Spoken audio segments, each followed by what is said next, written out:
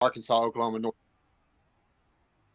playing in North Texas, Arkansas, Oklahoma. I came up at kind of the same time as a lot of the Texas country people like Pat Greenstone and LaRue, Crosscut and Ragweed, those guys. And I was doing, Candlebox covers and stuff like that. But yeah, I'm a rhythm guitarist. I also play mandolin. I started getting in country music in about 2000. And I've got a couple songs floating around Australia and a couple and floating around Nashville and working on my own project right now. And I produced and was in a band called the Stray Hearts, Mark Monaco and the Stray Hearts. You can find us on iTunes. Had a falling out with the band leader. Okay, that was on me. I take responsibility on that.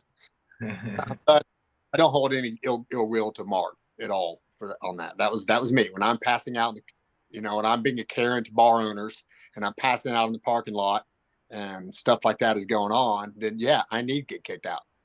So I'm okay with it. So just curious, are your songs earning revenue wherever they are floating around or no? I might have earned like 50 cents. So yeah, the co-writing stuff I've got out on Spotify and Pandora. I need a hit song. I don't have a hit song, man. When you only get 20, 30 plays a week, you're talking tenths of a cent being split between the songwriters. So it's not. So yeah, technically, yeah, but really, no, not really. It's like, yeah, I heard that some of my songs ended up in Japan because I was in the music industry in the 90s. So I don't know, Canada, England, Japan. I don't know. I didn't keep track of them, so I don't know. I mean, it's dance music, different music than yours, but yeah, I don't. Not like name drop. I'm not that, but like I've surrounded myself with friends that are professional songwriters, and I do have friends that wrote #1 hits. I'll give you an example. One, a guy named Jace Everett. He's a personal friend. Him and Chris Stapleton and Chris Dubois wrote Josh Turner's hit "You're a Man." You know the song? Baby, lock the door and turn the lights down low. yeah. He wrote that song. He sang the theme song and wrote the theme song. What's the title? The song? Yeah. Your Man. It's from Josh Turner. Okay. And if you ever watch the show True Blood, he sings the theme song to True Blood. How's it go? I want to do bad things with you. That was one of his songs, and he was he's a big influence on my songwriting as a friend, and listen to him tell the stories about how he did it and what went on. So him, I've worked with a lot of country guys, Texas country specifically, Pat Green, guys like that I've been around and soaked in their knowledge and played with, opened up with, and stuff like that. So music's a big part of my world. Right. Yeah, I didn't really get into country much until my ex-husband, because he was a singer and he loved singing country music. So, which he was a good singer, but I really wasn't that immersed in country music because I lived in New York and they never played country music in New York. So, and when I moved to Maryland, that was a different story. So. I would say I'm a country human being, but I'm not necessarily a country music guy because I believe a good song is a good song. I heard Jimmy Stevens song Sarah sent me.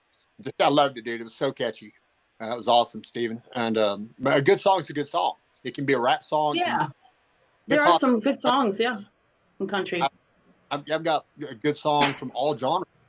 And if I had to classify myself as anything, it would be a rock guy. Honestly, Chris Cornell is one of my favorite songwriters, singers in the world. Prince is stupid, amazingly good. Just. Yeah, I liked Prince. Oh yeah. Is Sarah showing up today, or? She said she was. How are you, Steven? I'm doing excellent. I've been in the mode of rearranging stuff, had my kids for an extra day, and it feels like it takes a day to reorient after they go back to their mom. So So Right. I'm just in that space of multiple pieces transitioning right now. I took one back yesterday and uh, did some self-care. What did you do for self-care? I took a nap. I needed a nap. Yeah, So, that's always good. and I got woken up to like an earthquake. So it was a 6.2 earthquake in Panama. And Really? it shook for a while, and it was like a 30-second. It was, I don't know if you remember the old beds in the hotel rooms where you'd put the coins in and they would vibrate. That was exactly what it was like. It was just, I was like, ah, this is actually nice as long as nothing comes down. Yeah. Wow. That's crazy. Yeah, I mean, we're right on a fault line here. That's why we got these mountains going up. So we have about 100 earthquakes a year. I thought it was actually a daily occurrence, but when I looked into it a little further, it looks like we have one every 3 days, which is still, a How lot. how much danger are you in from like mudslides where you're at? Um, we're on the mountain. We just had one that took out the road for like 2 months. They had to clean it up, redo stuff, and we had to take this back road down to the beach. So, I mean, they happen, and it just kind of depends on the weather in regards to, how much we're on a lot of clay soil. So it in the summertime when it dries up, it starts to crack, and then when you get those first little bit of rains, all that water gets inside of the clay and weights it down, and that's when you have like uh, some of them chunk off and do the slides. It's They're few and far between, and they do happen. Yeah, it's all one problem is Central America, but Yeah. it's pretty. That's it's pretty down there, man. I've not been to Costa Rica, but I spent 4 years living in Puerto Rico. Was a bartender there, so I met my ex-wife, and so I know the tropical climate, and the fruits, the vegetables, a lot of that stuff is the same. Puerto Rico does not have like it's very Caribbean cuisine. Hmm. Probably Costa Rica, it's a lot of fish, a lot of fruits, rices, That's first. here. Yeah, I So was wondering if you guys have mango trees. We are collecting mangoes right now, and we can't keep up with them. So me and Wow. my buddy Dennis, we just went and harvested. You basically get tiers within the tree. So we got to the second tier. Some of the people that are doing construction here got the low hanging fruit. low hanging fruit, nice, well done. That's a good analogy. Low hanging fruit. Have you? Do you guys can? We haven't got to that process yet. That will be something that happens in our future. We've discussed it, and we will be getting into doing canning and stuff along those lines. Right now I make kombucha, so I use the mangoes for flavoring the kombucha to get a mango flavor. I'm probably going to add some jalapenos to them, make it a little spicy mango kombucha mix up. So Sounds good. yeah, and it's right now is prime time mango season. It's getting kicked in. So we have like our three trees in the front of the property are mangoes that are producing right now. I know that we have a handful of other trees around the area. So, uh, I or wish I could. I live on but you don't know, Stevens. I live on a ranch, and I've got a couple ranches down here in West Texas, Hill Country part. Well, if you've been Austin, I'm in Hill Country, all right. and I've got an 80 by 40 garden, and I've got a lot of tomatoes, a lot of peppers, berries. Nothing tropical, but I do have a pretty significant garden. With what you would expect to grow down here. Beautiful. Yeah, I was going to say, I live 20 minutes away from Amish country. So, good cinnamon rolls. yeah, like 6 months out of the year, there's a stand that's 2 minutes from my house. So I just shop there pretty much 6 months out of the year. Beautiful. Upstate Maryland, where you at? Pennsylvania. It's Huntington, Pennsylvania. It's central. It's I dated a girl from Huntington. Oh, okay. She went to John Hopkins. What's her name? I might know her. Oh hell, I forgot. I'm just joking. You forgot. I I know was what you're saying. born in Johns Hopkins. Really hot. I'm just saying. She was a cheerleader there at John Hopkins, and like, but alas, it was too far away and didn't work out. So that's okay. Yeah. It was a long time ago. I was All gonna say, right. did everybody do Welcome, their Sarah. action steps? Hi, Sarah. I was gonna say what we did was beautiful last night. Thank you so much. I appreciate that. Everything in my head was telling me no, and there was this voice saying, "Yeah, if you want to surrender, do it." So it was very uncomfortable, but afterwards it was like, wow, light bulb moment. It was actually comfortable because of how many things that people got from it, and it was really beautiful. So thank you for acknowledging that. I appreciate you, Sophia. And even with what you said, because you inspire me so much, and there's things that I look up to you for, and you said that I was an example, and I'm like, wow, just that's big for me. So thank you for that. You're welcome. Yeah, because it made me realize, like, I need to do that more, to surrender more. Yeah. Yeah. Yeah, we all do. And it was a beautiful moment. And I was working on a song yesterday called Purpose and Surrender. So it was like fitting for that. I was jamming it while the visionary was going on. So I'm in and out of power here. I'm back and forth on speaker and no lights. But your internet's working? It is for a little bit. We'll see how long the battery backup lasts. So with that, actually, surrender might not be a bad thing to work on if that's talking about. If we want to riff off of that a little bit and see, I mean, I guess we can continue the conversation if you want to dive in a little further, Sarah, and then we can all step in on. Yeah, it's like no matter the fears, no matter your tears, no matter the things that are going on, it's finding the place within your heart to always acknowledge that place of surrender.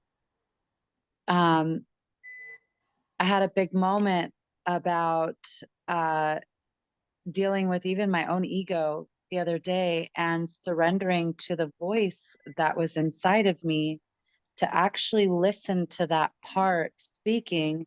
It's like that emotion is actually God speaking with inside of you, telling you, listen to me, take care of me, or that inner child, whatever you want to call it. I found it to be God, like just speaking through me, telling me like, hey, this is about me. This is about God. This isn't about you. Like, get out the way, so it was really beautiful to feel that power like coming through.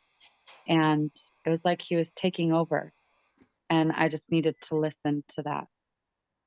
And I felt that like being the big part of my surrender was listening to that inner voice saying it's okay, like rethink, refocus, relook, and you got this. So it was beautiful. It's beautiful. Yeah. I was gonna say that my three things, one of them was peace. Obviously, I said it last night.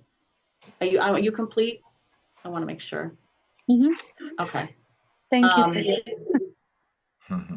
Yeah, one that was a balance, peace, and patience, right? So, and he said, the action step I thought of was just go to bed early, right? And just rest. Because usually I tend to like go on my computer and do all these things at night. Like I just keep doing, I have one more thing. Oh, can we do this? Let me like on the computer and different things I'm doing, like for promoting my business or just getting caught up on stuff, emails or whatever.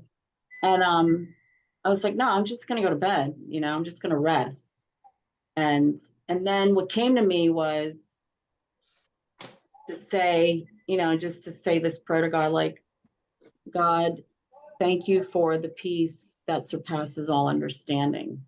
And it's just then something kept saying, okay, say it again. I think I said it 3 or 4 or 5 times. And then I just kind of received that, and I had a really good night's sleep. Even though I only slept 5 hours, I had a really good night, like a very deep sleep. So maybe that action step helped me. Maybe the class helped me last night get to that point. So I'll take it. And John, actually, I didn't really set this up for you. So, what we do is we kind of find a topic that we can speak of, I'll collaborate on. I'm writing down lines from what everybody says, and then I'm going to take those lines, create a song based off of it. If you want to do the same thing, since you like to write as well, feel free to, take from it what you will. I will also post this video online. So if you want to go back through it and take a listen, try to find lines, like if there's anything you missed or, along those, and we just kind of go from there. So if you want to, if you have a question on that, and then also if you want to speak on surrender, if you're feeling into that, or if you got something else on your mind, feel free to go there too. Yeah, all of it right there. So I had to surrender to accept things that I can't change, to live in my 3-foot world and live in the present. And Did you say, what did you say? Do you 3D world? Did you say? my 3-foot world. I've got a saying that live in your 3-foot world, which is the things around you that you can change. I can direct what is in my 3 feet of my vicinity. That is all things. Everything within 3 feet of me is in my control. If it's outside of that, it's outside of my control. Kind of like the military man who's off at war, and he's got a wife at home, and he doesn't know if he's cheating on her or running around or what she's doing, but that's out of his control. He's over in Afghanistan. Mm-hmm. So he has to concentrate on his here and now and his present, and focus on what he does have control over.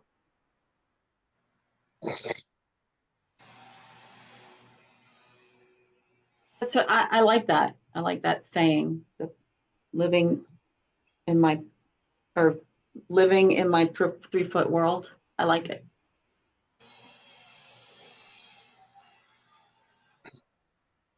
Yeah, I've never heard that. That's beautiful. Me neither. I've never heard it before. Well, I'll tell you, there's a book called No Easy Day. It was written by a guy named Martin Besnet, who was a Navy SEAL. He was one of the ones on the Bin Laden mission. He was also on the Captain Phillips mission. And he has a book called it, and it's just what being a SEAL is like, what their mentality is like. When he's on a mission, he can't be thinking about his kid in the hospital. He has to be thinking about what is in his control right there. And he has to stay there in that spot. And that was one of the things that I took to, like, okay, this is something I can do. This is something that'll help my life, get the worry and anxiety out of it.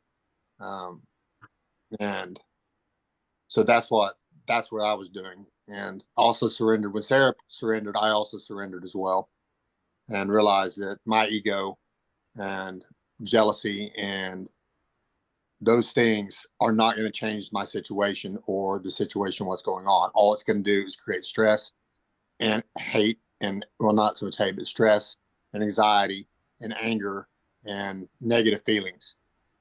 So I decided to put an end to that.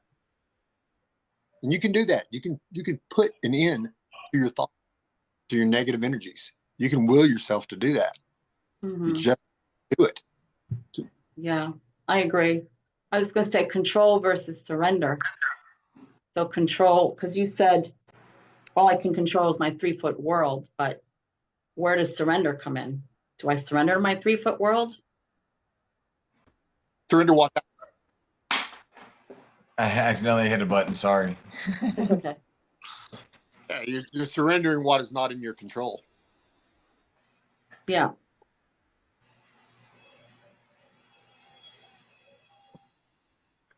Stephen, do you guys normally, I'm guessing you guys, because as a songwriter, there's a couple ways I write. One is I come up with a story, an idea, right? I wrote a song called Rodeo and Juliet, which is about a cowgirl, about a barrel racer. And I wrote my song around that. A lot of people, a lot of the songs that come out from a lot of hit songs were melody first songs, where they came up with a melody and then they wrote around that melody. Do you guys ever do that? I do that. And we have on here a couple times at the beginning. I don't think we have so much lately, just because we've been in conversations and it never really, we're flowing without that. But we can do it that way too, if that's what you're feeling right now, man. Oh, man, I think you should go with whatever's flowing, dude. Always go with what's flowing. Yeah, I mean, go ahead. I was going to say, I wanted to speak to the surrender a little bit myself real quick. And I know that we had a discussion, Sarah, in regards to you listening to God, and he had been speaking to you.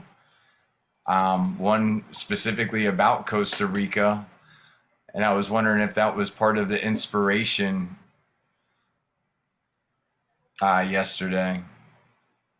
Well, what really inspired me was the collective, like everyone in that space just doing it. And there was so many people that were genuinely talking through their heart space last night. And it was so powerful. It was like, well, here's your chance. Here's your chance to actually like surrender where it matters to me the most, you know? And it was like, oh man, I don't want to. You're fucking high. Like, you're not gonna fucking do that. Like, you're crazy, Sarah. You know, and it was kind of funny. It was just like, yeah, okay, get out of the way. Like, I am gonna do this because you guys matter so much to me, you know. And look at it. It set so many people free doing that. It was like, I'm gonna take the action now. You know, I'm not gonna wait. I'm not gonna wait for the 24 hours. And I wanted. Like, I think God wanted that, because after even reflecting on it, it was just like, no, like, like when you're inspired, do it right then and there, surrender in the moments, because it'll pass you by, like Kirk said right after. And it was just so powerful. So yeah, I think that did have a big part of inspiration for me. Go into your feeling from the inside, like, everybody's used the downloads. I get downloads, you know, and I've decided to go from a different angle on that, and I say I implode because of that same sentiment. Like, God is within us, and it, like, if you actually just listen inside, we don't, like, out isn't needed. He's within us. That power and essence is within us. Right. That was just my little play on words, going from the downloads with, I feel like it's like a spiritual thing, and I'm like, I'm imploding. Yeah. Yeah, and just beautiful. Just so you guys know, and I'm pretty sure you already do know, but my deal is actually about Sarah. That's what it was about my friendship and my relationship with Sarah. So she's like, just say it. Everybody knows. I'm like, I was like, no. don't hide anymore. Don't hide anymore. Be yourself. Be open. Sarah is my best friend, and she's more than just my best friend. And I love her very much. And her situation it is what it is, along with mine. So it's created conflicts from time to time, and doesn't change the fact that, you know, she and I both love and respect each other, and still my best friend. But yeah, egos get in the way. And it's a matter of being able to discern, like, if that voice is our ego or if it is love or God speaking through us. It's like a big, because I feel a lot of people get confused and listen to their ego when they say that and there was actually a couple of people here at the village that did that recently, is that they were like, oh, I'm getting these downloads, and, you know, it was like all me before we, really. It was all, it felt like it was all egotistical, and being able to discern that is really huge, because those are two separate paths you'd be walking down. Yeah. Yeah, I have found it a little challenging throughout my life to discern which is the ego speaking and which is spirit or love or whatever you want to call it. And then sometimes I get confused. I'm like, was that my ego just talking? Like, am I bragging? Like, or am I just being descriptive? Like, because I tend to talk sometimes about like people I know, or, even when I mentioned my music career in the past, I kind of feel like I don't like mentioning it because I feel like it's my ego. I can't, it's hard to explain, but I feel like, and maybe it has to do with my, in the past, I've had a lot of people jealous of me or kind of throwing darts at me, and I always wanted to be loved and not rejected. So I think I didn't want to boast, or, or if I talked about maybe money or people around me that had, properties or money or a lot of money, or I don't know, just whatever I would phrase, I have to be, I was always trying to be cautious because I always wanted to look good. I think that's my ego. So I couldn't differentiate, like, is this my ego speaking, or am I just being descriptive, or am I just explaining this is what's going on, or this is what I'm doing, or these are the, I don't know. Like, I think tell I don't know. Go ahead. What? If what you're thinking falls in line with what you know to be true about God and the Holy Spirit, or your whatever it is you worship, whatever you know to be true, like if my ego says, if I say God is telling me to go punch this guy in the face, all right, God would never ever say that. All right, that is not God. If God is telling, if you're getting something that you know is bad for you, if you get something that you know is a sin, that's not coming from God. That's your ego. Because what is God? God is love. What else is God? God is without sin. Therefore, love has to be without sin, right? Just do the math. It has to be that way. So if it feels right, if it makes sense in your brain, and if your conscience has no doubt about what it is, then okay, then you can say, all right, this is God. This is the Spirit talking to me. If your conscience is in the way and you're having to question it, well, is it? Then it's probably not. That's just my take, and I'm not always right. But that's how. Well, like right now, being in the visionary program is like the first time I'm actually really comfortable talking about my music career. I never liked talking about it. I just always hid that part. And it could be because I felt like by talking about it would make people feel weird. Like, wow, she's had a record deal. Like, well, how did, like sometimes it makes people feel, I don't like making people feel uncomfortable, maybe. And so that was part of it. But I don't know.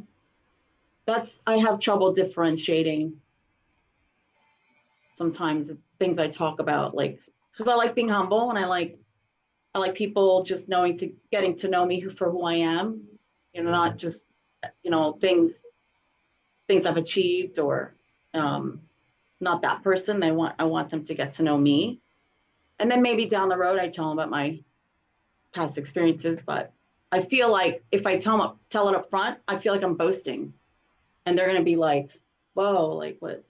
I don't know. Like, I don't know if that's ever happened to you, Stephen, but.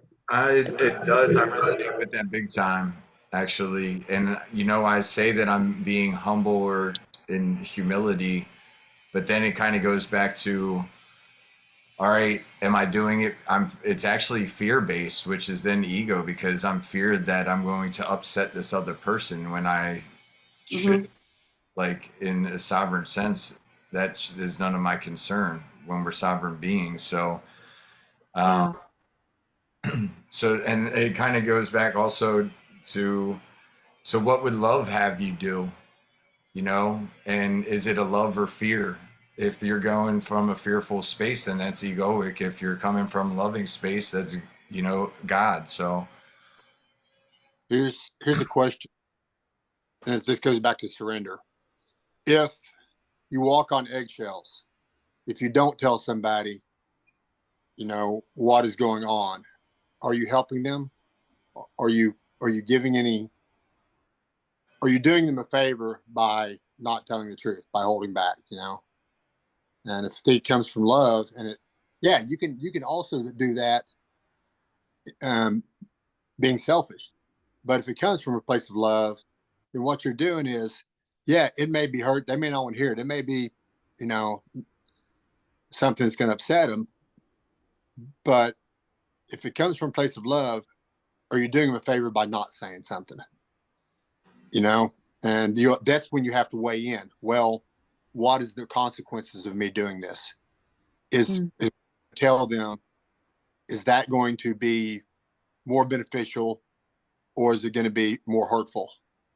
And that's something I weigh in all the time. You know, is what I'm saying, is it going to really help, or is it going to hurt what they need right now?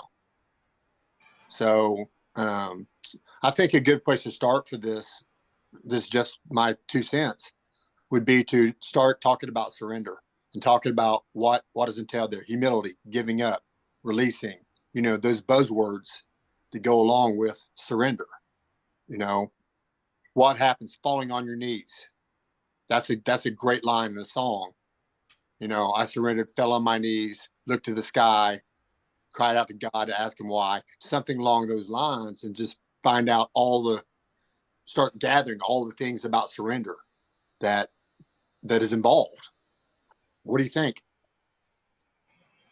Yeah, I was going to just say that what came up for me too is being afraid of my own greatness, and being aware of how other people feel, right? So if they're not in tune with their greatness, and then I unleash something, let's just say I was had a record deal or something, or I co-wrote a book, or I had an article in the paper, whatever. So I sometimes, certain people I don't tell, because I don't want them to feel like less than, more than they already feel like. Mm. And I feel like I'm being caring about the other person. So yeah, so that's, I don't know. I mean, The only other way that people, they're able to shine is if you give yourself the permission to shine. right. And I mean, that's beautiful, because I've done that so many times, Sophia. And it's like I would diminish my light all the time just so other people felt comfortable or okay around me. And that is so hard on the soul. It's so hard on the soul. I've done that so many times in my life, and I'm not doing that anymore. John, may I speak about some of our conversation yesterday? Yeah, that'd be fine. I was talking with John, and he had kind of brought up something that my daughter was saying to him about how when I'd go out and I'd go sing or go do something joyful for myself. And mind you, I'm here at home 24/7 almost, right? And I don't really go out or do much. And when I do, my daughter takes it into her hands to do something crazy, because it's like my husband is not watching them or is not paying attention or whatever it may be, but they have someone that's supposed to be here that's, you know, watching, right? And something always kind of goes down when that happens. So John kind of brought it up that that's a bad mom to do something like that. And I was like, whoa, no, I'm not a bad mom. Like, but 3 years ago, I had that judgment in my system for so long. You know, it was like, am I doing this right? Am I a good mom? Like, am I, you know, I was so like weighed down with the world and judgments and everything. And the biggest one that hurt me the most was, am I a bad mom? You know, and I almost took my life because of that judgment. And when I heard that the other day, I was like, whoa. He was like, I'm sorry that I hurt you. And I was like, you did not hurt me this time. I was like, it actually made me stronger because I didn't allow that into my space. I didn't allow that into my field. I didn't believe that anymore. So the only way that the ego has power is if you allow it to have power over you. And it was the biggest turning point for me, because when I heard God talking, like, it got feisty. I wanted to get aggressive. It wanted to be like defensive and like take back my dignity and my honor within this moment. And it was like, I was writing out a text message to John, like, it's not fucking about you. It's about me right now. And it was like, whoa, let me look at this really quick, because I didn't feel like that was me talking. And it was like, it's not about you, Sarah. It's about God. And it's about like what's going on with the other person as well. And I allowed John the space to be able to communicate that he was sorry and like where he was coming from. And it set me free a lot, even with that ego thing. So I'm like really appreciative and super grateful that I was able to be in that space. So I didn't take it like, even though it was a judgment, like I didn't take it on anymore. So it was really beautiful. So I just wanted to speak on that. But you damn sure hung up on me a few times, didn't you, Sarah? Yes, I did. I was like, nope, not going to take that. Nope. And it was for you. I even told him, I was like, it's kind of for you, because I felt my ego getting spiked.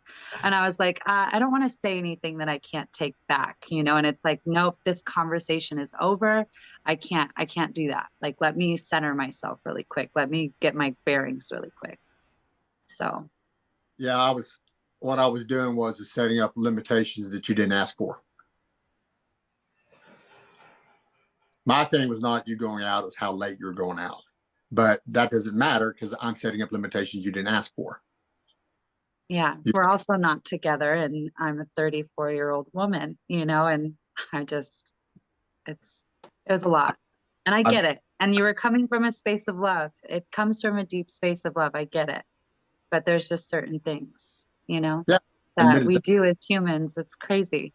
It's like, we think that that's love, and it's really control. It's not freedom, and it's like, I ultimately just want everyone's happiness, and wherever that takes you, whether it's with me or not with me. But it's like being present and being in the moment, to surrender that, rather than trying to control of how we want this to look in the future, or how it's supposed to be in other people's eyes. And it's not. Like, surrendering to your own free will is like, I don't need to have any space of lack.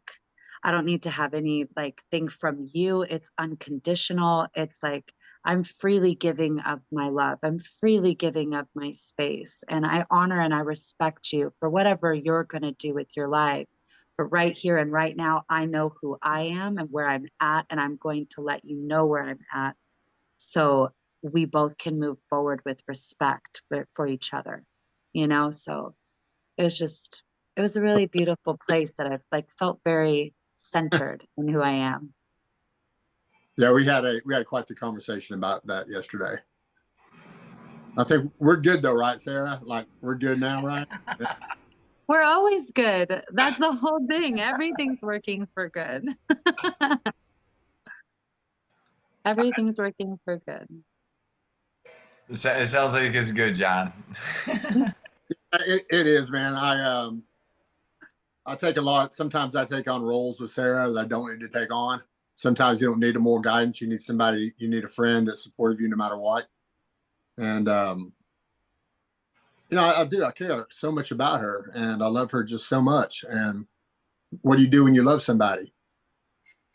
What do you do with the kid? What do you do with the kid, Steven? Anything. Right. So protective, like that protective nature comes out. Yeah. And I'm protective anyway. I'm the sheepdog, that's much my natural state, is to protect the weak, protect people. I do that. And Am I weak, John? Am I weak? No, you're not. Absolutely not. But it's about me. It's about me drawing, making my own. You don't have to make boundaries. I have to make boundaries. for it to work. So it's about me setting up my own boundaries and going, and it's okay to, even remember, this goes for everybody. Even if you know somebody's going to fail on something, sometimes people just got to learn from themselves. And you can't force it. They just got to learn that lesson. I did. And it hurts. Like, okay, my daughter wants to go do something, right? Whatever it is. She did, a matter of fact, not that long ago. And she didn't have any money, but she wanted to go to Dallas with her friends. Like, how are you going to pay for it? She's like, I don't know. I'll make it work. I'm like, I thought in my head, I was like, okay, you're grown up. Go. So everything about, I wanted to baby her and go, no, fuck no, you got no money. You're a fucking 19-year-old cute girl around in Dallas where it's high crime. So the protective part of me is going, fuck no. But the part of me that released went, she's got to grow up. She got to learn this shit for herself. So I said, okay. And I got to do that with other people I love as well. So what did you say when you love something? I didn't catch exactly what you said earlier on, John. About which part? I've probably said it a bunch. Well, my answer to that was, when you love something, set it free. But I feel like you had a different answer to that. No, you're right. You're right. It's just, you have to let people, let people find their own way. Mm-hmm. Good line for a song. You can, you got to let them discover for themselves, even when you know that what the likely outcome, you don't know 100% the outcome of anything, right? But you know what the likely outcome is from what you've seen. But some lessons people need to learn for themselves. Those were the ones that stuck with me the most. Right. And that I learned from the most were the ones that I had to go through and to deal with my own pain and my own discomfort and whatever whatever it was. Mm-hmm.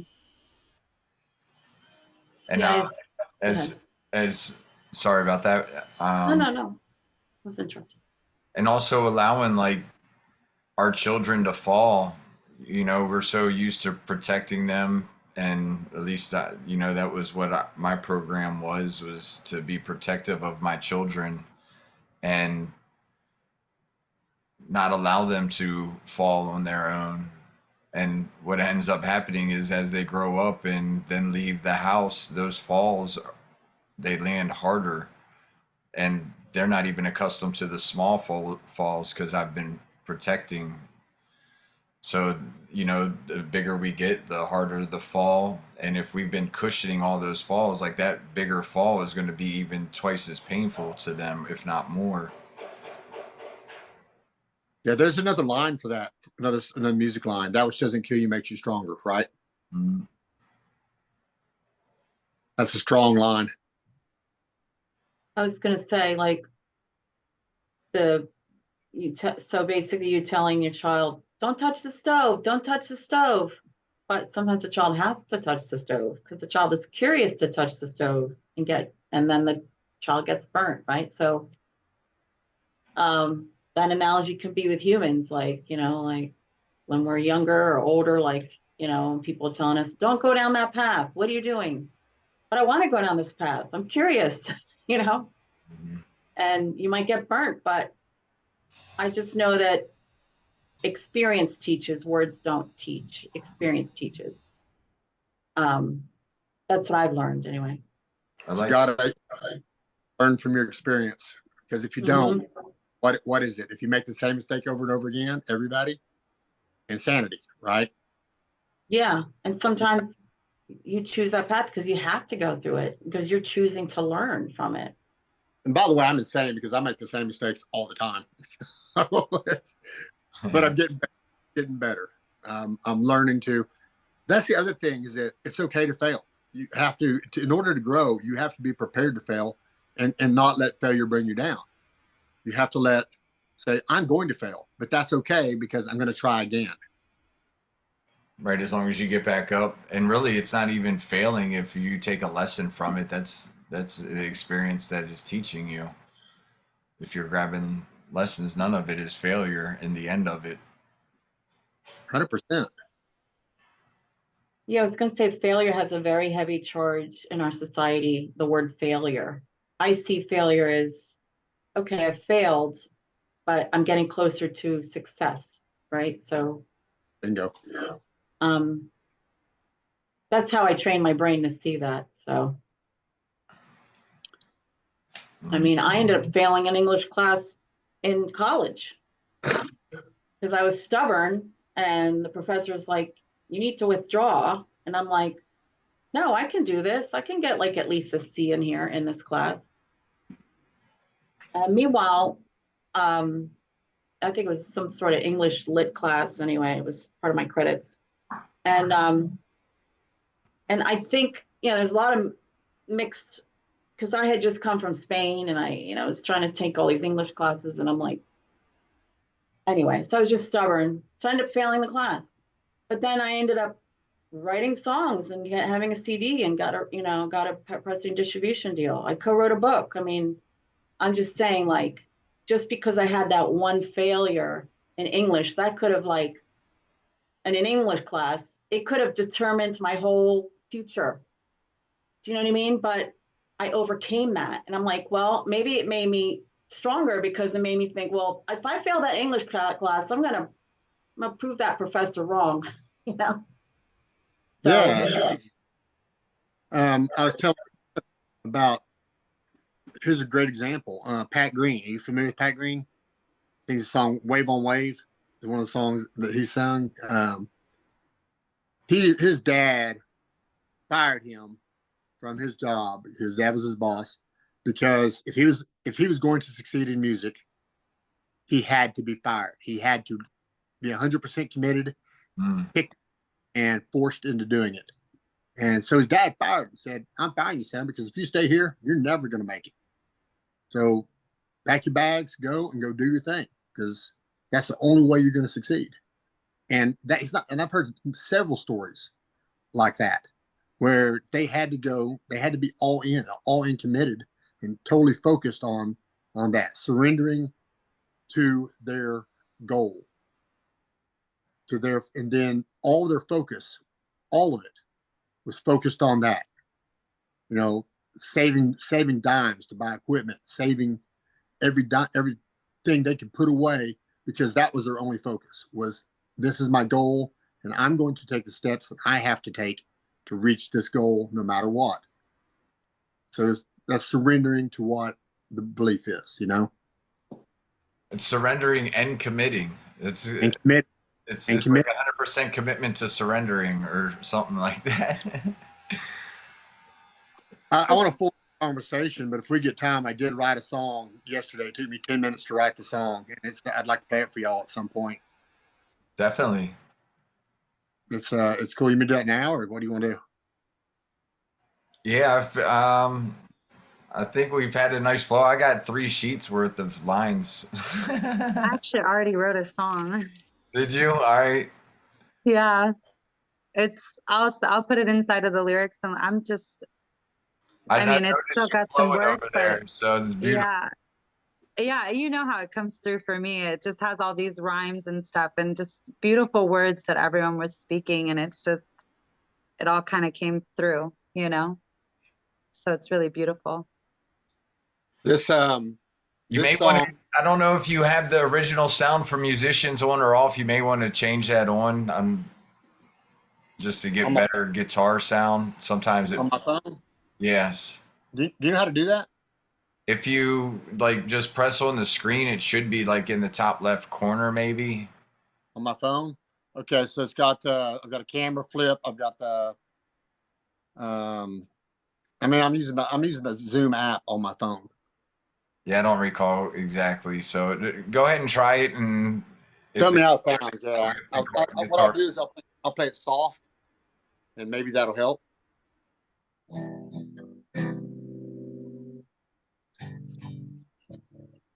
How's it sound? The guitar is in and out. Try like this. If you play the guitar louder, it probably will be better, because what it does is it cuts the guitar out, thinking that it's background noise.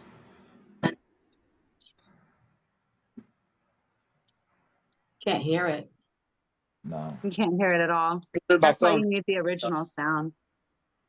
Yeah, try like this.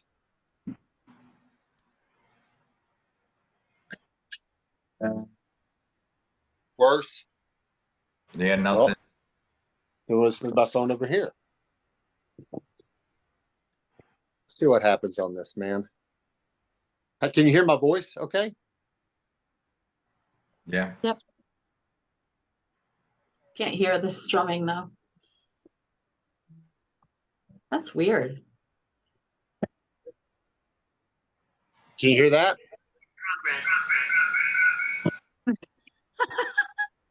I'm trying to get in to check it real quick. Did you hear that just then? I wish I knew what you're talking about on Zoom. Let me hit the top of it. Okay, there's Jim Stevens. Let's see if there's a set. It's actually on the bottom. Yeah, there may be Audio settings on the left. So are you guys on laptops or on phones? I got my phone up, so if You have like your twin brother on here, Jamin. 3 dots. and the 3 dots, and then it should say enable original sound. It got show captions, meeting settings, background and effects. You know what? There's a setting inside of Zoom's main spot that you have to enable original sound. Here we go. Hang on a second there, man. Meetings, general, accessibility, version, communities.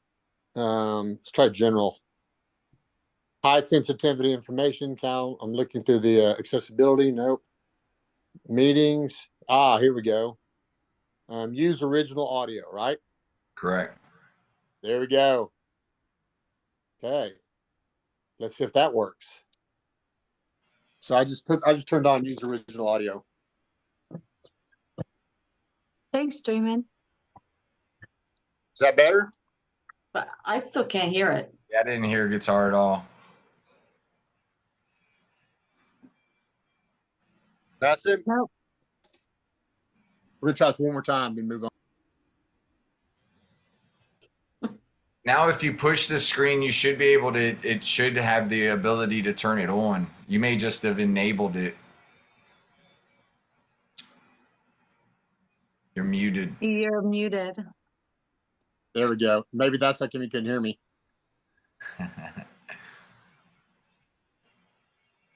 I don't wish to. Okay, so enable original sound. There we go. So, okay, so Should say that should be. So that did become an option. Yeah. There it is. Oh,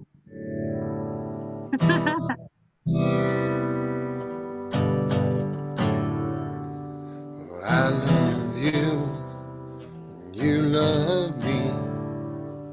That's the way it's supposed to be. Judgment calls and cast aside. Blame and doubt, nowhere to hide. I saw you then, I see you now. I love you, there is no doubt. Perfection is incomplete. Strength comes when we are weak. Our old self dies.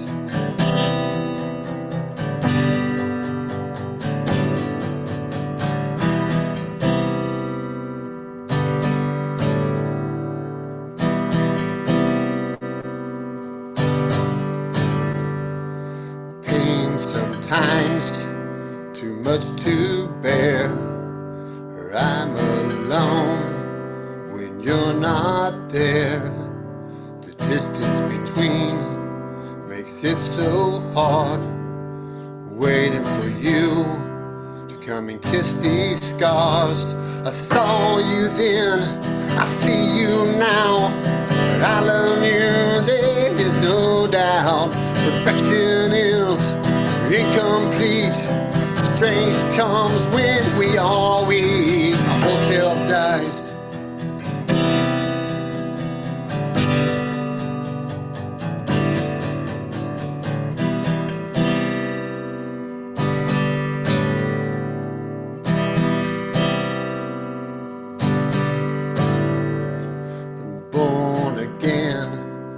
brand new man in control.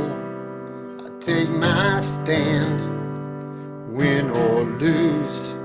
The die is cast, all doubt is gone, and it will last. I saw you then, I see you now. I love you, there is no doubt. Perfection is incomplete. Strength comes when we are weak. My old self dies, my old self dies, my old self dies, my old self dies, my old self dies, my old self dies, my old self dies, my old self dies, my old self dies, my old self dies, my old self dies, my old self dies. There you go. I wrote that in 10 minutes yesterday. Cool song. Thanks. Yeah, buddy. That was really good.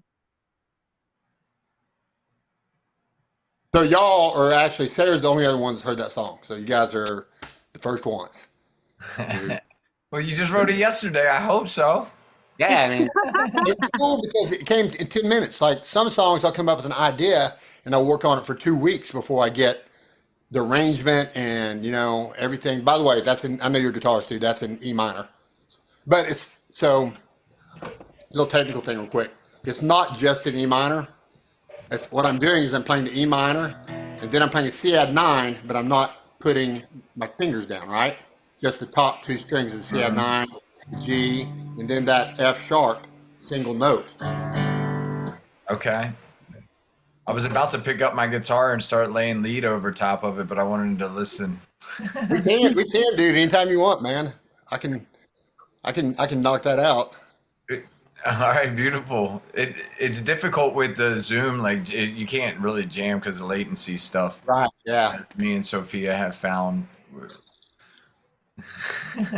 Yeah, I was gonna say we're still working on our one song. That one's almost done. Yeah. I'm feeling really confident with it. I've been jamming. Actually, me and Kirk jammed it the other day on stage where we were just practicing on Friday night. Really? Yeah. Wow. Oh, cool. That's awesome. So, yeah, I've been working in the background on these songs. I have about like 4 or 5 of them done. I know I haven't really spoken to it, but I did work a lot last week on them and concentrated on it. And now that this studio space is coming and the transition hopefully is not much more, hopefully I found my home here. I've been moving from room to room. But That's so cool though. yeah, so hopefully this will transition. I have a bunch of stuff still to clean up in here, but it will be a nice little setup for studio. Yeah. So what did they think of the song? Did they say anything about it? Kirk was blown away by all the songs because he didn't know that I had been working on stuff himself. So I told he wanted me to learn "Man in the Mirror" by Michael Jackson, and it took me like 2 months to really even work on it. So he just assumed that I was probably not working on anything. Yeah, man. So Yeah, you made me cry when you sent that song to me free. I was like, oh my God, it sounds so good. which So one? the Yeah, one that the free one. Oh yeah, Yeah. that was another thing is I That's did. beautiful. Did I post that? I felt like I only sent that to you. You did. You posted in lyrics and lunch, I'm pretty sure, no? That was the Child You're Free, and then Sarah Child. actually had sent a poem that she had written called Free, or maybe it was based off of that inner child conversation. I don't know, but It was a song that I had wrote to Jesus Christ. okay. Yeah. And I saw that at the bottom. I think I wrote it in lyrics and lunch after we had all talked. It was like after we all talked, it was like an inspiration that came through. And it was just really inspiring. And it wasn't what we had talked about, but it just like the space, you know, it was about choosing to be free and choosing God, you know. And so it was just so beautiful the way that you did the melody and the way that you spoke the words. Like it was beautiful. It's captivating. Have So I appreciate that. have any of y'all ever done like professional songwriting? Not songwriting, but co-writing. Like, do you have a lot of practice co-writing with people? I've Like, written with a bunch of people, but it's usually studio, like in the studio writing. So this is I like a completely different space. yeah, that's what I was getting at. Say it again. But yeah, that's what I was getting at is that there's a how you write, what you're doing here, and how you write in the studio too, and they're both fine. This is a different style. This is more emotional, more of getting in touch with stuff, and it's cool. It's a different way of doing it, but that doesn't make it wrong. You know, if you're in the studio and where somebody comes up with a riff, and then Right. you like come up with some lyrics and you add a riff to it or a drum beat or something cool, and you write like that. But this is like taking ideas, right, and taking concepts and Hmm. then developing it. I like it. I think it's beautiful. I see this kind of like as the first. I don't know. Thank you, John. I appreciate that and receive, man. And um, this is just to percolate ideas and be able to come up with something like we're all doing, whatever we kind of come up with on our own from what we've spoke of. And I see a music kind of aspect of this too. I kind of like this being like a segue or a stepping stone from kind of like what the visionary but is more of a social space compared to there. It's like somebody's leading the class and then there's spaces here and there for it. So this allows for us to go a little deeper in that on our own personal journey and then write about it and share it with a nice group of people. You want to know what I want to do? Well, it's kind of like coffee house, but not really. I wanted to call it the Zoom Boom Room, and it's for whoever comes here, and then you can play the songs as like, I guess like a concert, but just with everybody that's in the space, Beautiful. I like that. I actually that'd be thought of that. so cool. I actually That thought of that came in my through, it head. came Like, through the other day. Yeah. that's awesome. Sophia, what's your instrument? I know that Stephen plays guitar. Do you sing? Do you play? Well, I sing. I have played the piano in the past. I took 6 years of piano lessons. Took flute too, but I don't know if that's just whatever. Would you say your voice is your main instrument? My voice, yeah. I mean, I've played two instruments in my life, the flute and the piano, but it was a long time ago. But If I you can play have piano, you can play guitar. So no, if you but play piano, you I can play just guitar. bought a ukulele and just haven't had time to. I looked up, I watched a piece of a YouTube video on it, but I'm like, okay, just have to. I don't have the time right now. It's just so much going on, but I do plan to use it or learn it at some point. So you understand the chords, right? You understand if you I play do. piano, I have right? knowledge of chords. Yeah. Mhm. So it's the same on the guitar. It's just where the notes are different. If a C, G, and D makes a G chord, then that on piano is going to be the same on guitar. You just got to know where to put your fingers. That's all. Yeah. Yeah. So that's definitely on my list to do. That's awesome. Whenever you're ready to do a little ukulele thing, I have the four main chords down that you can play any song. Really? Yeah, it's just getting my fingers used to it. I mean, it's not as hard as the guitar, I know, but trying to just get used to that. Well, two of the notes are just one single finger press. It's C and A minor. F, you add another finger to it, and then G is like a D on guitar, where it's like the same setup. And it's funny because I just moved my ukuleles from my old room into this room, and I was thinking of, because there's a couple people here that wanted to learn ukulele, so I was thinking of offering a little class here just on like for people at the village. That would be cool. Stephen, my main guitar, the one I'm playing on, is a Martin D16 glossy top. That's my go-to. I love my Martin. I have a mini Martin, and mine. I always love my Taylor. Nice mandolin, man. Yeah, bud. I was gonna ask you, Stephen, are you gonna do one in the village? You're gonna do what about a hybrid class? Could possibly do that if you're interested. We'll make that happen. Okay, well, I mean, there's a lot on your plate. That's if you do it, let me know.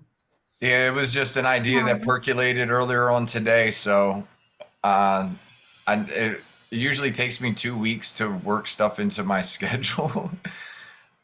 I make sure my self care is taken care of. Right. good. And they also have the Selflessly Selfish this evening, right? It's 7. Correct. Going to go through finding values and purpose, and then creating boundaries and dealing with guilt from said boundaries. Whoop, whoop. I'm so going to that. Awesome. It's gonna.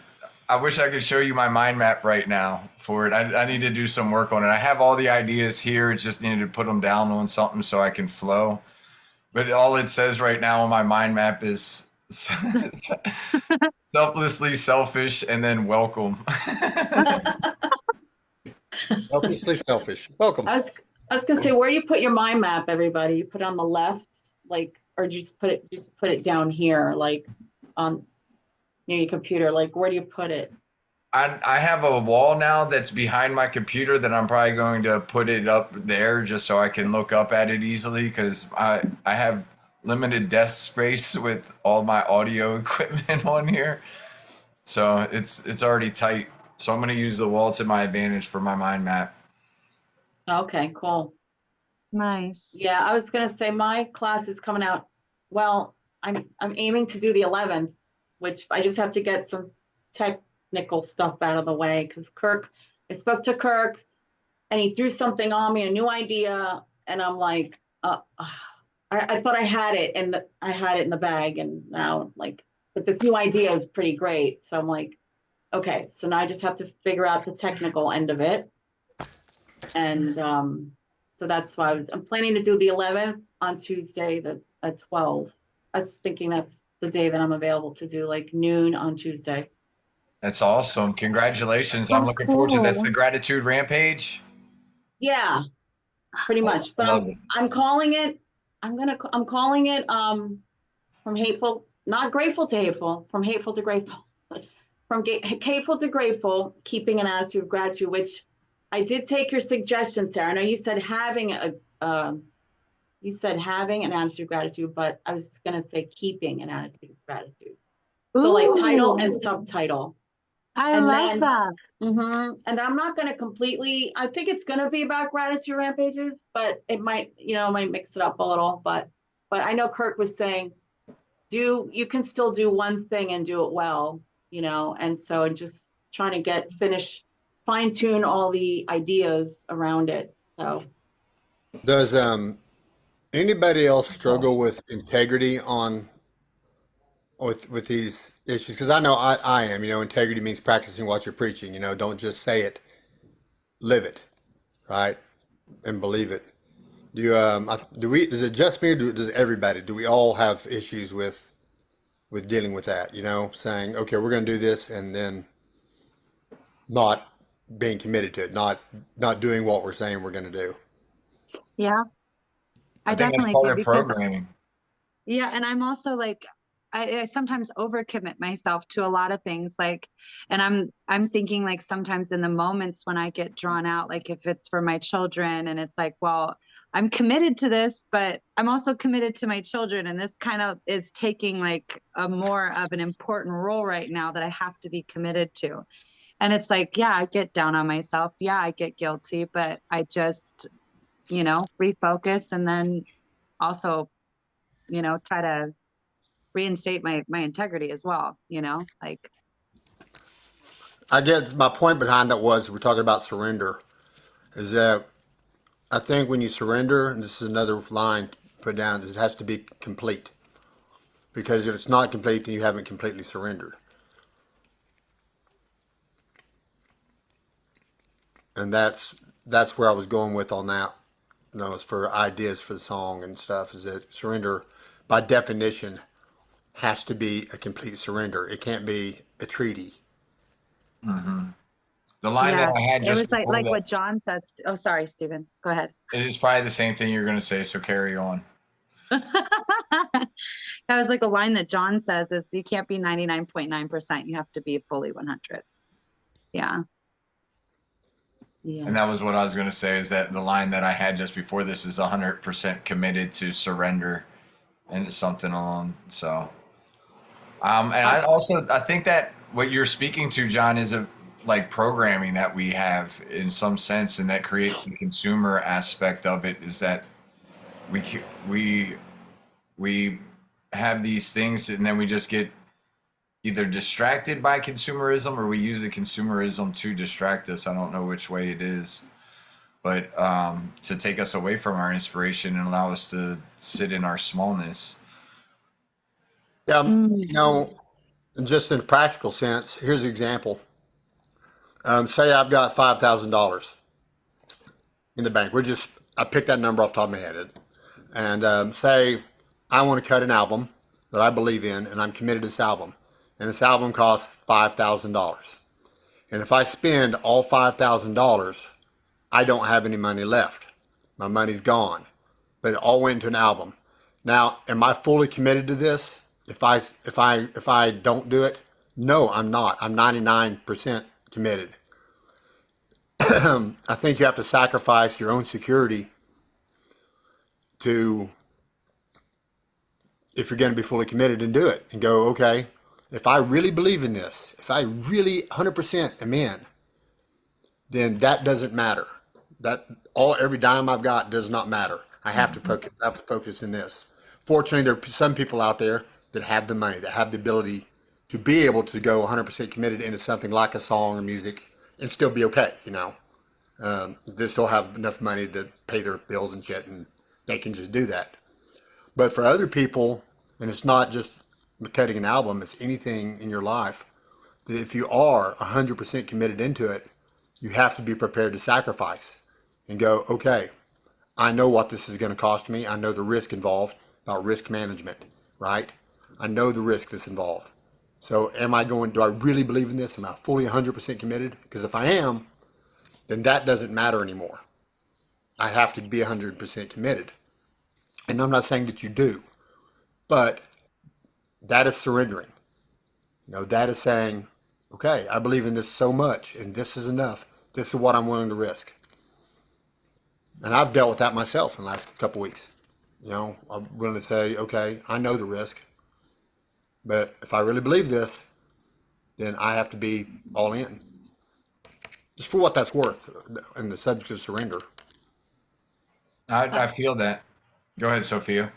No, I was just going to say doubt versus faith.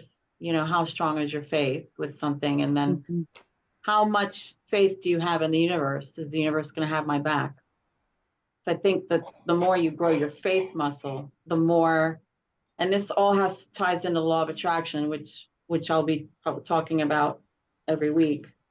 So how strong is your faith muscle, and how much do you really believe that the universe has your back? So sometimes you could just let it all go and have nothing and have complete faith in the universe that you're going to restart your life again. You could be homeless. Yeah. And so it's the deeper you get into it, and that the universe does have your back, because law of attraction, like will work in your favor if you have complete faith. Yeah, if you leave my brother-in-law told me something one time, and it kind of stuck with me.